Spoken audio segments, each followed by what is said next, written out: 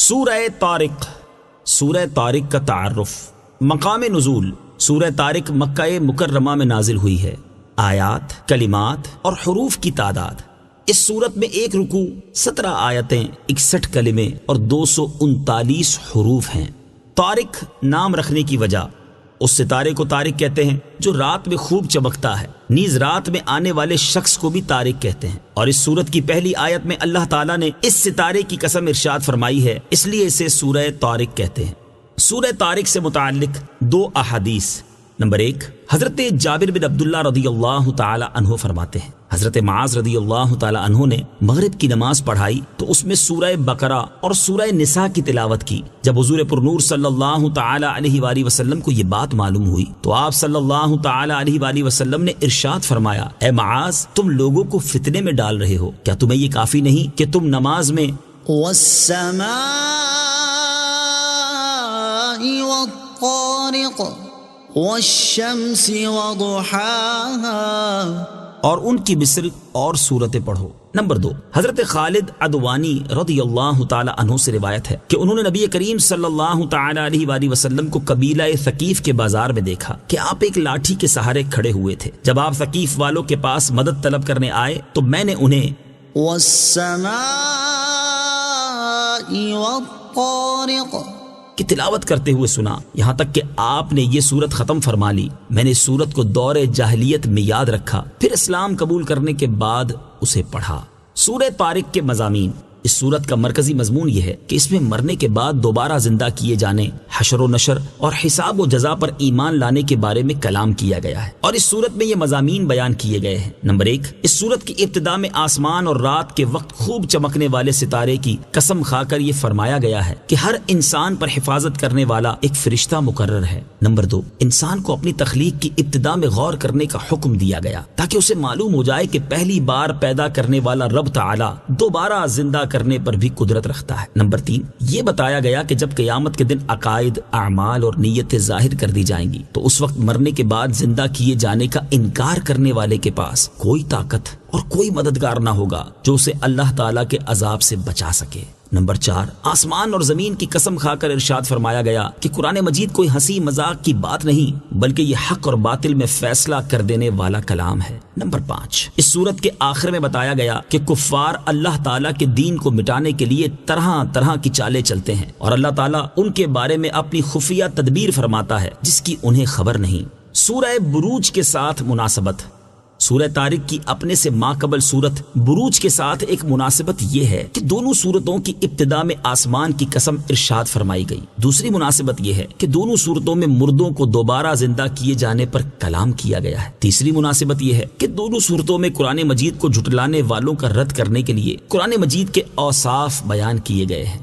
بسم اللہ الرحمن الرحیم۔ ترجمہ، اللہ کے نام سے شروع جو نہایت مہربان رحمت والا ہے۔ والسماء والطارق وما أدراك ما الطارق النجم الثاقب إن كل نفس لما عليها حافظ۔ ترجمہ، آسمان کی اور رات کو آنے والے کی قسم، اور تمہیں کیا معلوم کہ رات کو آنے والا کیا ہے؟ خوب چمکنے والا ستارہ ہے، کوئی جان نہیں مگر اس پر نگہبان موجود ہے۔ والسماء والطارق، آسمان کی اور رات کو آنے والے کی قسم۔ تفسیر صراط الجنان میں ہے، شان نزول، ایک رات سرکار دو عالم صلی اللہ تعالی علیہ وآلہ وسلم کی خدمت میں ابو طالب کچھ ہدیہ لائے۔ حضور پرنور صلی اللہ تعالی علیہ وآلہ وسلم اس کو تناول فرما رہے تھے کہ اسی دوران ایک ستارہ ٹوٹا اور پوری فضا آگ سے بھر گئی۔ ابو طالب گھبرا کر کہنے لگے کہ یہ کیا ہے؟ نبی کریم علیہ الصلوۃ والسلام نے ارشاد فرمایا کہ یہ ستارہ ہے جس سے شیاطین مارے جاتے ہیں اور یہ اللہ تعالیٰ کی قدرت کی نشانیوں میں سے ہے۔ ابو طالب کو اس سے تعجب ہوا تو اللہ تعالیٰ نے اپنے حبیب علیہ الصلوۃ والسلام کی تصدیق میں یہ آیات نازل فرمائی۔ چنانچہ اس آیت اور اس کے بعد والی 3 آیات کا خلاصہ یہ ہے کہ اللہ تعالیٰ نے آسمان کی اور رات میں خوب چمکنے والے ستارے کی قسم ذکر کر کے ارشاد فرمایا کہ ہر جان پر اس کے رب عز و جل کی طرف سے ایک نگہبان مقرر مقرر ہے جو اس کے اعمال کی نگہبانی کرتا ہے اور اس کی نیکی بدی سب لکھ لیتا ہے۔ حضرت عبداللہ ابن عباس رضی اللہ تعالی عنہما فرماتے ہیں کہ یہاں نگہبان سے مراد فرشتے ہیں۔ ان فرشتوں کے بارے میں اللہ تعالیٰ نے ایک اور مقام پر ارشاد فرمایا، وَيُرْسِلُ عَلَيْكُمْ حَفَظَةً، ترجمہ، اور وہ تم پر نگہبان بھیجتا ہے۔ آیت إِن كُلُّ نَفْسٍ لَمَّا عَلَيْهَا حَافِظٌ سے حاصل ہونے والی معلومات۔ اس آیت سے دو باتیں معلوم ہوئیں۔ نمبر ایک، اگرچہ اللہ تعالیٰ اس بات پر قادر ہے کہ خود سب کی ہر طرح حفاظت فرمائے، مگر قانون یہ ہے کہ یہ کام اس کے مقرر کردہ فرشتے کریں۔ نمبر دو، رب تعالیٰ کے بعض نام اس کے بندوں کو دے سکتے ہیں، جیسے اللہ تعالیٰ کا ایک نام حافظ ہے اور یہاں آیت میں فرشتوں کو حافظ بتایا گیا، لہٰذا ہم یہ کہہ سکتے ہیں کہ اللہ تعالیٰ اور اس کے حبیب صلی اللہ تعالیٰ علیہ وآلہ وسلم ہمارے حافظ و ناصر ہیں۔ فَلْيَنظُرِ الْإِنسَانُ مِمَّ خُلِقَ، ترجمہ، انسان کو غور کرنا چاہیے کہ اسے کس چیز سے پیدا کیا گیا۔ فَلْيَنظُرِ الْإِنسَانُ مِمَّ خُلِقَ، انسان کو غور کرنا چاہیے کہ اسے کس چیز سے پیدا کیا گیا۔ تفسیر صراط الجنان میں ہے، اس سے پہلی آیات میں اللہ تعالیٰ نے قسم ذکر فرما کر یہ بات ارشاد فرمائی کہ ہر جان پر ایک نگہبان مقرر ہے جو اس کے اعمال کی نگہبانی کرتا ہے اور اس کے اعمال لکھ لیتا ہے، اور اس آیت میں انسان کو اپنی تخلیق کی ابتدا میں غور کرنے کا حکم دیا جا رہا ہے تاکہ وہ یہ بات جان لے کہ جس نے اسے پہلی بار پیدا کیا ہے وہ اس انسان کی موت کے بعد جزا دینے کے لیے اسے دوبارہ زندہ کرنے پر بھی قادر ہے، لہٰذا انسان کو چاہیے کہ وہ اس دن کے لیے عمل کرے جس دن اسے دوبارہ زندہ کیا جائے گا اور اسے جزا دی جائے گی۔ خُلِقَ مِن مَّاءٍ دَافِقٍ يَخْرُجُ مِن بَيْنِ الصُّلْبِ وَالتَّرَائِبِ إِنَّهُ عَلَى رَجْعِهِ لَقَادِرٌ، ترجمہ، اچھل کر نکلنے والے پانی سے پیدا کیا گیا جو پیٹھ اور سینوں کے درمیان سے نکلتا ہے، بے شک اللہ اس کے واپس کرنے پر ضرور قادر ہے۔ خُلِقَ مِن مَّاءٍ دَافِقٍ، اچھل کر نکلنے والے پانی سے پیدا کیا گیا۔ تفسیر صراط الجنان میں ہے، یہاں سے وہ چیز بیان کی گئی ہے جس سے اللہ تعالیٰ نے انسان کو پیدا فرمایا ہے۔ چنانچہ اس آیت اور اس کے بعد والی آیت کا خلاصہ یہ ہے کہ اللہ تعالیٰ نے انسان کو اچھل کر نکلنے والے پانی یعنی مرد اور عورت کے نطفوں سے پیدا کیا جو کہ عورت کے رحم میں مل کر ایک ہو جاتے ہیں، اور یہ نطفہ مردوں کی پیٹھ اور عورتوں کے سینوں کے درمیان سے نکلتا ہے۔ حضرت عبداللہ ابن عباس رضی اللہ تعالی عنہما فرماتے ہیں کہ یہ پانی عورت کے سینے کے اس مقام سے نکلتا ہے جہاں ہار پہنا جاتا ہے، اور انہی سے منقول ہے کہ عورت کی دونوں چھاتیوں کے درمیان سے نکلتا ہے۔ یہ بھی کہا گیا کہ منی انسان کے تمام اعضاء سے برآمد ہوتی ہے اور اس کا زیادہ حصہ دماغ سے مرد کی پشت میں آتا ہے، اور عورت کے بدن کے اگلے حصے کی بہت سی ان رگوں میں سے آتا ہے جو سینے کے مقام پر ہیں، اسی لیے یہاں ان دونوں مقامات کا ذکر خصوصیت سے فرمایا گیا۔ إِنَّهُ عَلَى رَجْعِهِ لَقَادِرٌ، بے شک اللہ اس کے واپس کرنے پر ضرور قادر ہے۔ تفسیر صراط الجنان میں ہے، یعنی انسان کا اپنی تخلیق میں غور کرنے کا نتیجہ یہ ہے کہ جس رب تعالیٰ نے انسان کو نطفے سے پہلی بار پیدا کر دیا تو وہ انسان کی موت کے بعد اسے دوبارہ زندگی کی طرف لوٹا دینے پر خاص طور پر قادر ہے۔ يَوْمَ تُبْلَى السَّرَائِرُ فَمَا لَهُ مِن قُوَّةٍ وَلَا نَاصِرٍ، ترجمہ، جس دن چھپی باتوں کو جانچا جائے گا تو آدمی کے پاس نہ کچھ قوت ہوگی اور نہ کوئی مددگار۔ يَوْمَ تُبْلَى السَّرَائِرُ، جس دن چھپی باتوں کو جانچا جائے گا۔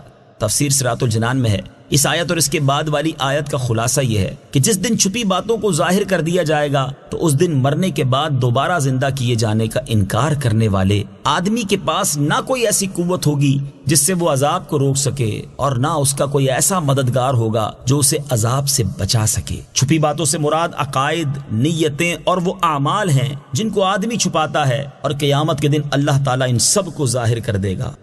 قیامت کے دن پوشیدہ اعمال ظاہر کر دیے جائیں گے، معلوم ہوا کہ بندے کے عقائد، نیتیں اور اعمال اگرچہ دنیا میں کسی پر ظاہر نہ ہو سکیں، لیکن قیامت کے دن اس کا کیا دھرا سب سامنے آ جائے گا۔ چنانچہ ایک اور مقام پر اللہ تعالیٰ نے ارشاد فرمایا، هنالك تبلو كل نفس ما أسلفت وردوا إلى الله مولاهم الحق۔ ترجمہ، وہاں ہر آدمی اپنے سابقہ اعمال کو جانچ لے گا اور انہیں اللہ کی طرف لوٹایا جائے گا جو ان کا سچا مولا ہے۔ اور ارشاد فرمایا، ينبأ الإنسان يومئذ بما قدم وأخر بل الإنسان على نفسه بصيرة۔ ترجمہ، اس دن آدمی کو اس کا سب اگلا پچھلا بتا دیا جائے گا، بلکہ آدمی خود ہی اپنے حال پر پوری نگاہ رکھنے والا ہوگا۔ لہٰذا ہر ایک کو چاہیے کہ اپنے ظاہری اعمال درست کرنے کے ساتھ ساتھ اپنے باطنی اور پوشیدہ اعمال کو بھی درست کرے، تاکہ قیامت کے دن لوگوں کے سامنے رسوا ہونے سے بچ سکے۔ والسماء ذات الرجع والأرض ذات الصدع إنه لقول فصل وما هو بالهزل۔ ترجمہ، اس آسمان کی قسم جو لوٹ لوٹ کر برستا ہے، اور پھاڑی جانے والی زمین کی، بے شک قرآن ضرور فیصلہ کر دینے والا کلام ہے، اور وہ کوئی ہنسی مذاق کی بات نہیں ہے۔ والسماء ذات الرجع، اس آسمان کی قسم جو لوٹ لوٹ کر برستا ہے۔ تفسیر صراط الجنان میں ہے، توحید اور حشر و نشر کے دلائل بیان فرمانے کے بعد یہاں سے زمین و آسمان کی قسم ارشاد فرما کر قرآن پاک کی حقیقت کو بیان کیا گیا ہے۔ چنانچہ اس آیت اور اس کے بعد والی 3 آیات کا خلاصہ یہ ہے کہ اس آسمان کی قسم جس سے بار بار بارش اترتی ہے، اور اس زمین کی قسم جسے سبزہ نکالنے کے لیے پھاڑا جاتا ہے، بے شک قرآن ضرور فیصلہ کر دینے والا کلام ہے کہ یہ حق اور باطل میں فرق و امتیاز کر دیتا ہے، اور قرآن کوئی ہنسی مذاق کی بات نہیں ہے جو نکمی اور بیکار ہو۔ ان آیات میں اس بات کی طرف اشارہ ہے کہ آسمان جس سے بار بار بارش نازل ہوتی ہے، یہ زمینی پیداوار، نباتات اور درختوں کے لیے باپ کی طرح ہے، اور پھاڑی جانے والی زمین نباتات کے لیے ماں کی طرح ہے، اور یہ دونوں اللہ تعالیٰ کی عجیب نعمتیں ہیں، اور ان میں اللہ تعالیٰ کی قدرت کے بے شمار آثار نمودار ہیں، جن میں غور کرنے سے آدمی کو مرنے کے بعد دوبارہ زندہ کیے جانے کے بہت سے دلائل ملتے ہیں۔ قرآن فیصلہ کن کلام ہے۔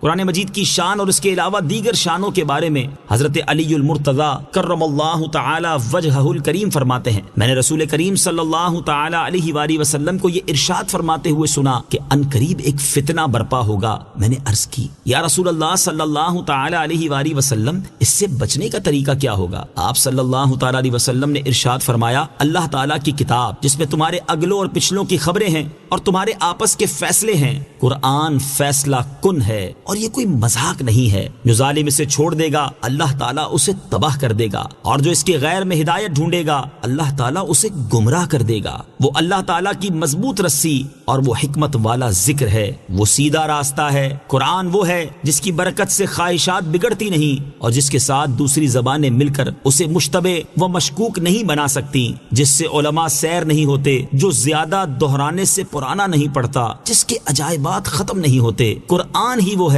کہ جب اسے جنات نے سنا تو یہ کہے بغیر نہ رہ سکے کہ ہم نے عجیب قرآن سنا ہے جو اچھائی کی رہبری کرتا ہے، تو ہم اس پر ایمان لے آئے۔ جو قرآن کا قائل ہو وہ سچا ہے، جس نے اس پر عمل کیا وہ ثواب پائے گا، اور جو اس کے مطابق فیصلہ کرے گا وہ منصف ہوگا، اور جو اس کی طرف بلائے گا وہ سیدھی راہ کی طرف بلائے گا۔